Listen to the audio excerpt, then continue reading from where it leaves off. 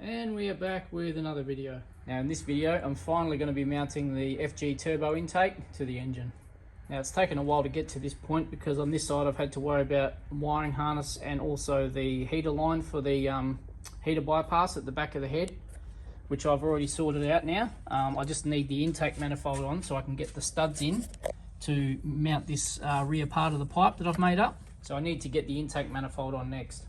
Now before I go putting the manifold on, I've got a battery relocation kit which I'm going to need to put a power cable onto the terminal of the starter motor. So I've got the cable here.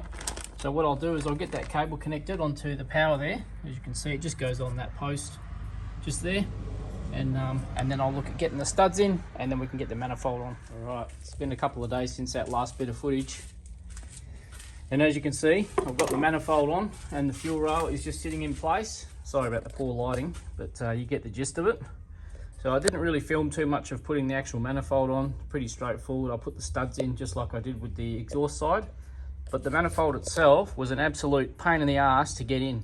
So there was just no way it would physically squeeze in the little area that you want it to get to with the studs in. So I ended up taking out all of the top studs and then it went in no problems at all.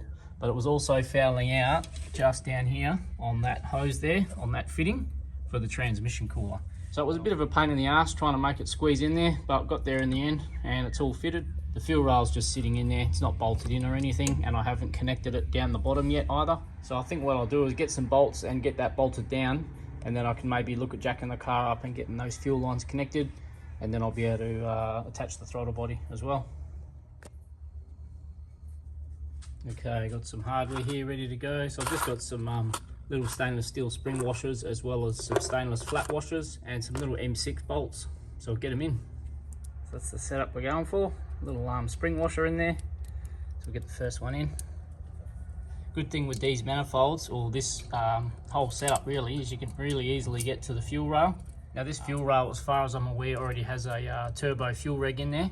So what I'm going to do is I'm going to take that one out and put the B series one in, just the standard one, just so I can try and start the car. There we go, fuel rail bolted on nicely. Got the 4 little bolts in. So much easier to work on this setup than it is with the B series stuff, so much better.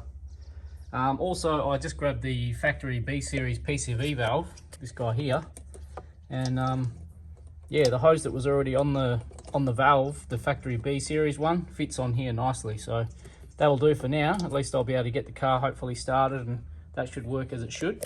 Now I do have a catch can that I'm maybe going to be putting on this. I'm seeing a lot of negative things about them, so I'm sort of going to do a bit more research into that before I go putting that in. But yeah, we'll get to that down the track. Now the fuel rail, as far as I'm aware, has a turbo fuel pressure reg in it, a 4-bar one, because it's just come off a factory turbo car, as far as I know. So I'm not sure if the car's going to start with that fuel reg in there. We'll get to that down the track when we go to start it. But good thing is I can easily get to it. It's just in there, and change that out if need be. I can just put the B series one straight in there, and yeah, hopefully that should work. So now it's pretty close to trying to start. All I've got to do is get the throttle body on and the fuel lines. And the last thing I need to do as well is cut this line here. I've got this line here, which needs to be attached to that fitting there under the thermostat housing. So I'll fit the throttle body and then I might address this hose, and then I'll get up, then I can jack the car up and get underneath and plug the 2 fuel lines in, and we should be good to go. Okay, making some progress. Got a helper today, so that's a good thing. Just putting in the FG coil packs, and these things are awesome. I love the way they bolt down to the actual rocker cover itself. Much better than the B series ones. I do have some new spark plugs to go in as well, but I'll leave those until it's time for a tune. I'm trying to leave everything on the car as is so I can still start it as it is. I'm not sure if it's going to run with the turbo injectors, but yeah, we'll know when it comes time to turn on the key. There we go. All the coil packs are in and they look fucking sick. Much better than the B series stuff. So the last thing to do now is plug them all in and get the coil cover back on, and then we can move down underneath, plug the fuel hoses in.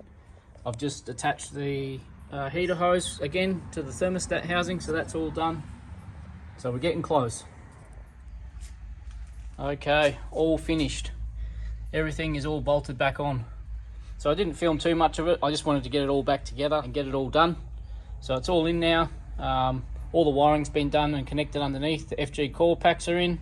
I've just got down and connected the two fuel lines. Hopefully I've done it right the first time this time, but we'll soon find out.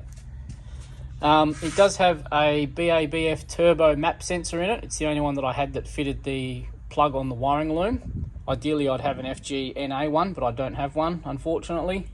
And it's also still got the, as far as I know, 4-bar fuel pressure regulator in. So I'm not sure if that's going to affect it. I guess we'll soon find out. I've plugged in the factory ECU. I've also put the radiator in and got the battery in, and I've also taken out the fuel pump relay as well, like I did last time, just so I can check that we've got oil pressure again before we get it started. So I'll do that and then we'll hopefully start it up. Okay, I've just primed up the oil again to the turbo, so we know we've got oil there. Plugged in the fuel pump relay, so now we've just got to see if this thing's going to start with the FG stuff in it. So let's see how we go. Come on, baby.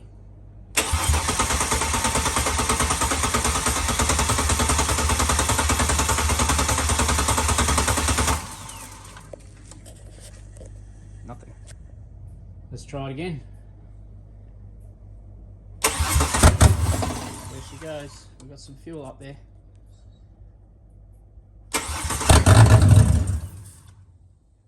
Alright, we've got ignition, but it's not going to idle. We'll try it again.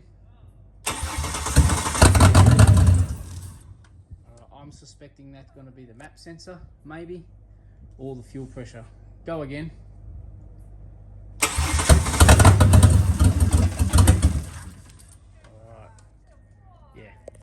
We have ignition, so that's a start. All right, it's the very next day now. Had to go to work yesterday, so I didn't get to play around with it.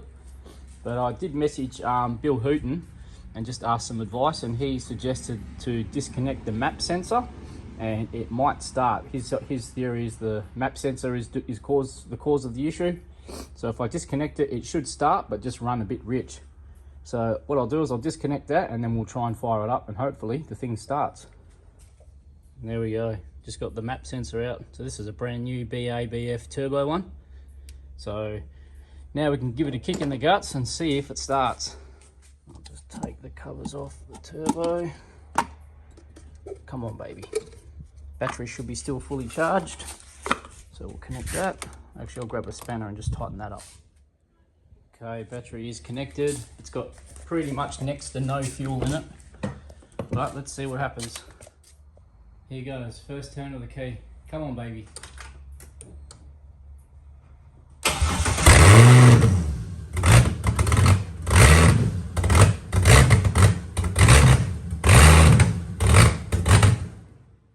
Fuck yeah. There we go, you heard it. Bill Hooton is a fucking absolute legend. Big relief. I was sort of stressing, but I knew I'd done everything right. But yeah, you just never know when you're doing stuff like this to these cars. But big relief. Now I'm not sure if I can get an NA FG map sensor. That's what I'm going to try and do in the meantime anyway, because I do want to have this thing started, and I think it's probably not a great idea to let it run and idle like that.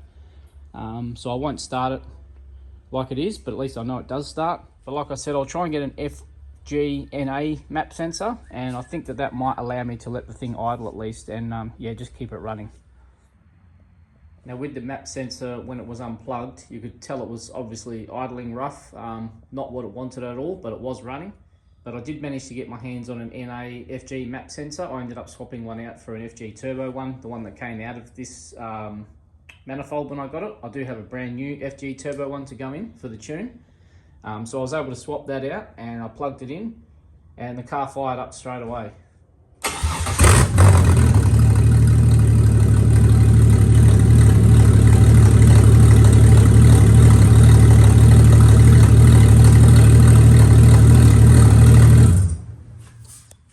Now it did fire up and run, but it certainly wasn't happy. It was still running a little bit rough, but I was able to drive it around from the shed out to the front here.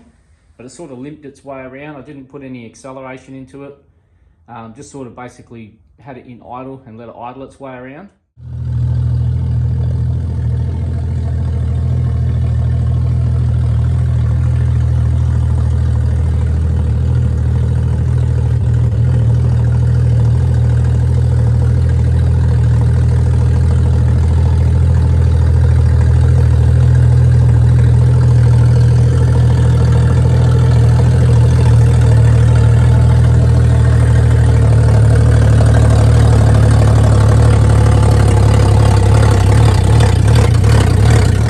So once I got it over here, what I decided to do was take the fuel rail off. I took the fuel rail off yesterday and I changed out the fuel pressure regulator. So this fuel rail, being a turbo one, had a turbo fuel pressure regulator in it when I bought it.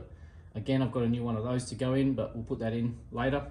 And I put the one out of the BABF fuel rail straight into this one, and now the thing starts and idles beautifully.